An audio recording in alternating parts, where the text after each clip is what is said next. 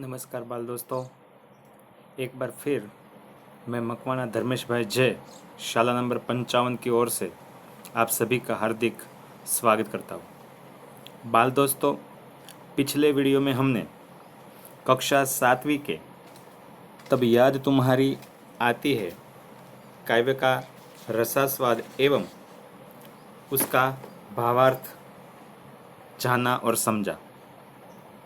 राम नरेश त्रिपाठी जी की यह कविता प्रकृति बोध के बहुत से तत्वों को हमारे समक्ष रखती है। साथ ही सुबह का वर्णन कैसा होता है उसके बारे में हमें बहुत सी जानकारी प्राप्त थी। बाल दोस्तों, आज हम इस इकाई के स्वाध्याय की ओर आगे बढ़ते हैं।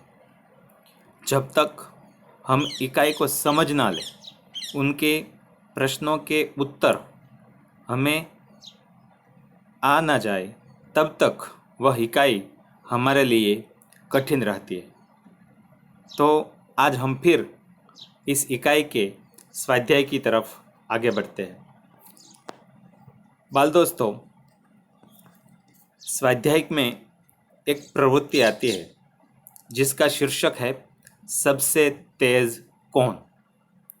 बाल दोस्तों, यह प्रवृत्ति है, साथ ही इसमें बहुत से ज्ञानवर्धक बातें भी आपको सीखने को मिलेंगी। 7 से 8 छात्रों की एक टोली बनाइए। अपने नाम के पहले वर्ण के अनुसार शब्दकोश के क्रम के मुताबिक खड़ा रहने को कहिए। बाल दोस्तों, आपकी कक्षा में बहुत से छात्र ऐसे हैं जिनके भिन्न भिन्न नाम है और नाम के पहले वर्ण को हम भिन्न भिन्न स्वरूप से जानते हैं, जैसे नरेश, अशोक, सरला, रवीना आदि छात्र छात्राएं अपने भिन्न भिन्न नाम से हमारे कक्षा में हमें मिलते हैं। इस प्रवृत्ति में आपको क्या करना है? सबसे पहले सब छात्रों को अपने अपने टोलियों में, अपने अपने विभाग में अपने पहले वर्ण के अनुसार खड़ा रहने को कहना है। बाल दोस्तों, शब्दकोश की समझ हमें इस प्रवृत्ति में मिलेगी। शब्दकोश जो शब्द है, शब्द भत्ता कोश, यानी कि शब्दों से भरा हुआ एक ग्रंथ, उसे कहते हैं शब्दकोश। लेकिन जब हम व्याकरण की दृष्टि से देखें तो इसमें भिन्न भिन्न शब्दों को भिन्न भिन्न स्थानों पर रखा गया है। उन्हें हम शब्दकोश के क्रम में कह सकते हैं। बाल दोस्तों, शब्दकोश को समझने के लिए आपको हिंदी की वर्णमाला का ज्ञान होना आवश्यक है। जैसे हम जानते हैं कि हिंदी वर्णमाला में सबसे पहले स्वर यानी कि अ, आ, ई, उ जैसे स्वरों की यादी दी गई है। उसके बाद व्यंजनों की यादी दी गई है, जैसे क, ख, ग, घ आदि। बाल दोस्तों, आपको भी शब्दकोश की माहिती प्राप्त करने के लिए इन वर्णों का ज्ञान होना अति आवश्यक है। वर्णों के क्रम के अनुसार शब्दकोश के अंदर रखा गया है। बाल दोस्तों, यहाँ पर आप देख सकते हैं कि शब्दकोश रखा गया है, उनकी व्याख्या या उनकी परिभाषा दी गई है और नीचे कोष्टक में वर्णों के क्रम दिए गए हैं। आप वर्णों के क्रम को बहुत अच्छी तरह से जानते हैं, लेकिन बहुत से वर्णों के क्रम के बारे में आपको द्विधा हो सकती है। तो इस वर्णों के क्रम को ध्यान से देखिए और उनके क्रम को याद रखिए। एक ध्यान देने वाली बात यह है कि वर्णमाला में अम का स्थान अ से पूर्व आता है, यानी कि पहले आता है। आम का स्थान आ से पूर्व आता है। इस प्रकार आप देख सकते हैं कि वर्णों के स्थान किस प्रकार है। शब्दकोश के क्रम को जानने के लिए हम एक प्रवृत्ति करते हैं। बाल दोस्तों, आपकी पाठ्यपुस्तक में भी इस प्रकार के शब्द दिए गए हैं, जैसे कूक, इरादा, तरुवर, मुग्ध और गुजारिश। बाल दोस्तों, शब्दों को जानने से ही ख्याल आ जाता है कि यह शब्द व्यंजनों से शुरू होते हैं, कुछ एक शब्द स्वर से शुरू होते हैं।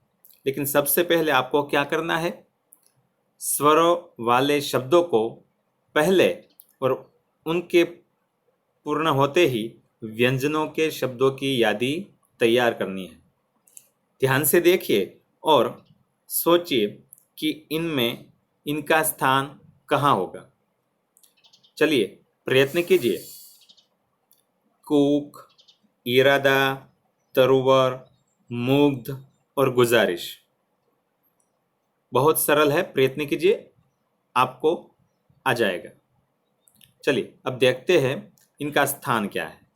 बाल दोस्तों, जैसे हमने आगे भी कहा कि शब्दकोश में शुरू के शब्दों में सबसे पहले स्वरों का स्थान दिया गया है, तो इस क्रम में भी यहाँ पर इन शब्दों में स्वर वाले शब्द यानी कि इरादा सबसे पहले आएगा। जैसे ही स्वर वाले शब्द पूर्ण होते हैं, उनके बाद व्यंजनों वाले शब्दों को स्थान दिया जाता है। जैसे उनके बाद कुक, गुजारिश, तरुवर और मुग्ध, ये उनके सही क्रम है। तो बाल दोस्तों, अब आपको समझ में आ गया होगा कि शब्दकोश को जानने के लिए हिंदी के वर्णमालाओं का ज्ञान होना अति आवश्यक है और उसके बाद उनके क्रमों का ज्ञान होना जरूरी है। बाल दोस्तों, आपके स्वाध्याय में आपने काव्य में बहुत से शब्द देखे होंगे, उनका भावार्थ समझा होगा, काव्य का गान किया होगा। तो अब उनके आधार पर हम कुछ एक प्रश्नों का ज्ञान प्राप्त करते हैं, प्रश्नों को समझने का प्रयत्न करते हैं। स्वाध्याय में पहला प्रश्न है, चिड़िया खुशी के गीत कब गाती है? बाल दोस्तों, आपके काव्य में ये पहले ही परिच्छेद में दिया गया है कि चिड़िया खुशी के गीत कब गाती है। तो इनका जवाब आपको ढूंढना है और अपनी कॉपी में लिखना है। बहुत ही सरल है, आप अपनी पाठ्यपुस्तक का भी उपयोग कर सकते हैं। दूसरा प्रश्न है, सुबह होने पर प्रकृति में कैसे कैसे बदलाव आते हैं? हमने देखा है काव्य में कि जैसे ही सुबह होती है, प्रकृति ने अपना स्वरूप बदलना शुरू कर देती है। तो जो जो बदलाव होता है, उन बदलाव को आपको यहाँ पर लिखना है। तीसरा प्रश्न है, पृथ्वी पर हरियाली कब छा जाती है? पृथ्वी पर हरियाली यानी कि जो घास है वह कब छा जाती है, कब आ जाती है? बारिश का मौसम शुरू है, तो ऐसे में हम बहुत अच्छी तरह जानते हैं कि पृथ्वी पर हरियाली कब छा जाती है। हाँ, जब छम छम बूंदे गिरती है, बिजली चमचम कर जाती है, मैदानों में बनबागों में हरियाली लहराती है। तो इसका उत्तर आपको ढूंढ कर लिखना है। हरियाली कहाँ कहाँ दिखाई देती है? आप लोगों ने देखा होगा कि जब बारिश होती है तो सारे संसार में हरियाली छा जाती है, लेकिन आपको यहाँ पर याद ही करनी है कि हरियाली कहाँ कहाँ छा जाती है। बाल दोस्तों, उसके बाद का प्रश्न है, निम्नलिखित काव्य पंक्तियों का भावार्थ लिखिए। आपने भावार्थ बहुत अच्छी तरह से समझा होगा, तो दी गई पंक्तियों का भावार्थ लिखना है। भावार्थ यानी जो आपने समझा, जो आपने ज्ञान प्राप्त किया, अपनी ओर से अपने शब्दों में लिखना है। कलियां दरवाजे खोल खोल जब दुनिया पर मुस्काती है, इस पंक्ति का भावार्थ लिखना है। दूसरा है, जब छम छम बूंदे गिरती है, बिजली चमचम कर जाती है। तो इस प्रकार के काव्य पंक्तियों को भावार्थ अपना लिखना है।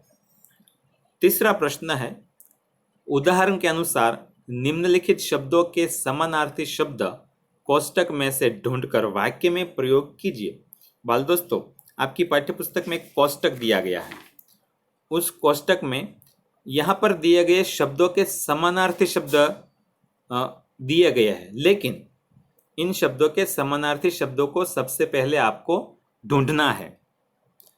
जैसे सुबह, खुशी, खुशबू, बहुत और मुस्काना। यहाँ पर उदाहरण दिया गया है सुबह यानी प्रातःकाल। तो सुबह का समानार्थी शब्द प्रातःकाल होता है। दोनों का अर्थ सवेरा या सुबह होता है। वाक्य में प्रयोग करें तो प्रातःकाल देवालय में पूजा होती है। सुबह के समानार्थी शब्द का आपको वाक्य में प्रयोग करना है। बाल दोस्तों, यहाँ पर दिए गए शब्दों के समानार्थ शब्द मैंने आपके लिए ढूंढ कर निकाले हैं। आपको अपने आप भी प्रयत्न करना है। जैसे आनंद, सुगंध, हंसना और ज्यादा। तो इन शब्दों को आपको वाक्य प्रयोग करके लिखना है। बाल दोस्तों, हमने आगे भी शब्दकोश की एक प्रवृत्ति की है। तो यहाँ पर भी आपको जो बच्चों के नाम दिए गए हैं, उन नाम के आधार पर, उन नाम के पहले वर्ण के आधार पर दिए गई रेलगाड़ी की बोगियों में रखना है। यदि कोई नाम स्वर से शुरू होता है तो वह सबसे पहले आएगा। उसके बाद व्यंजन वाले शब्द आएंगे और व्यंजन वाले शब्दों में भी उनके 12 अक्षरी के आधार पर क, का, की के आधार पर आपको रखना है। बहुत ही सरल है। आप अपने हिसाब से अन्य शब्द ढूंढकर उनके भी क्रम अनुसार लिख सकते हैं। योग्यता विस्तार देखें तो आपको इस कविता को जब शाला शुरू होती है तब प्रार्थना सभा में गाना है या उसका पठन करना है। दिए गए शब्दों को भी आप पढ़िए और समझने का प्रयत्न कीजिए। बाल दोस्तों, यहाँ पर मैंने आपके लिए एक ऑनलाइन टेस्ट का आयोजन किया है। आपने जो जो समझा, जो जो जाना, उन्हें इस QR कोड के आधार पर परीक्षा देने का प्रयत्न करना है। बाल दोस्तों, आपको इस QR कोड को स्कैन करना है या दी गई लिंक के ऊपर जाकर अपनी परीक्षा देनी है। QR कोड खोलते ही एक गूगल फॉर्म खुलेगा। उसमें आप अपना नाम लिखेंगे, अपनी पाठशाला का नाम लिखेंगे और अपने प्रश्नों के उत्तर देंगे। यदि आप 80% से ज़्यादा गुण प्राप्त करते हैं तो आपको ईमेल के द्वारा एक सर्टिफिकेट भी भेजा जाएगा। बाल दोस्तों, इसी प्रकार हम बार बार मिलते रहेंगे और अपना अभ्यास आगे बढ़ाएंगे। तब तक धन्यवाद।